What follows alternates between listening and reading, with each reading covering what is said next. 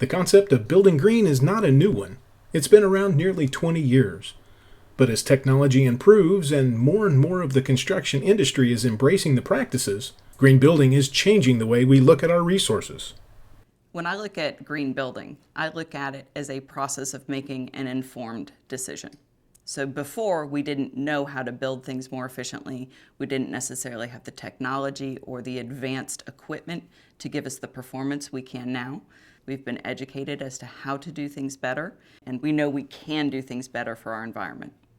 One of the benefits of reducing your environmental impact with a green building is long-term sustainability, and a lot of people get these terms confused.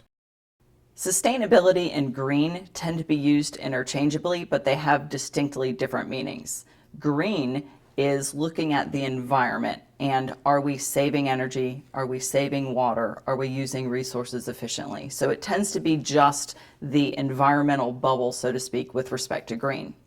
When we talk about sustainability, we talk about a much broader picture, and it's a balance of the environment, economics, and the community or social components. So ultimately, we won't have sustainability until we balance economics with society, with environment. But right now, economics is driving the train. There is a sense of reassurance that it's going to be a quality structure when we hear that a structure is going to be certified green. The challenge with that is green doesn't always equal energy efficiency. Green doesn't equal water efficiency. Green doesn't equal any one thing. So how you achieve that certification can vary from project to project. So without understanding the goals of the owner or the goals of the building, you can't be sure what it is exactly that they're doing to achieve green. So if it's corporate culture and it is in their inherent values, usually they're looking for a return on investment. They do understand the value of building green and preserving our environment, but they also understand the importance of having a return on their investment.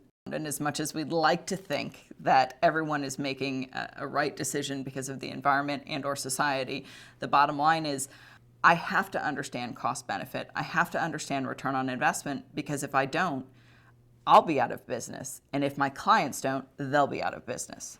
So no one will be building green, and that's not beneficial for anyone.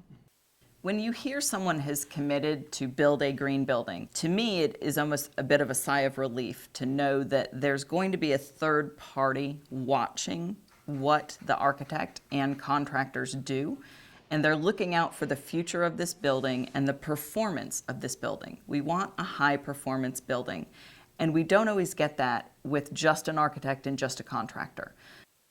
We see a lot of investors saying we want our portfolio of investments to be assets. And we also see finance partners requiring that their projects have a green component to them.